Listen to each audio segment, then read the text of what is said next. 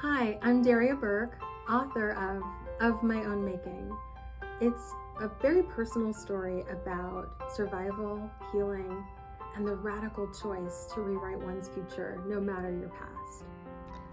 I define healing as the practice of knitting oneself back together, of taking all of the disparate parts of ourselves and making space for them to coexist and to be able to look at them and confront them without judgment and without the shame that sometimes our inner voice asks us to feel when we do that.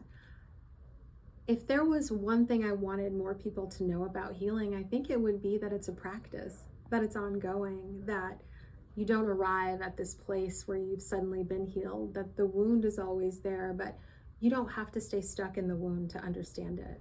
The decision to turn my story into something that could speak to other people really came from, I think, the suffering and silence that I did for many years, feeling really isolated by the secret of a family background that I was too afraid and maybe ashamed to tell people, and eventually one that I detached from.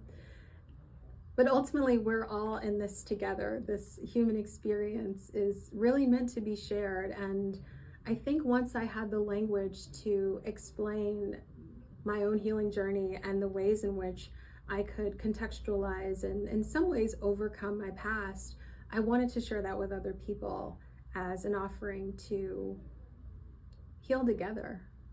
Reclaiming your story in practice looks something like building a home within yourself where all these various parts, the painful ones, the joyful ones, the ones that inspire you, all have rooms in that home, that they all belong because they're all a part of your story. There's a knitting together there that happens when you do that, and to be able to integrate those versions of yourself, I think it looks like being more whole and more embodied. We don't earn our beginnings, but we get to choose who we become. Of My Own Making is about stepping into your power, one truth at a time. So I'd like to know, what truth are you owning for yourself?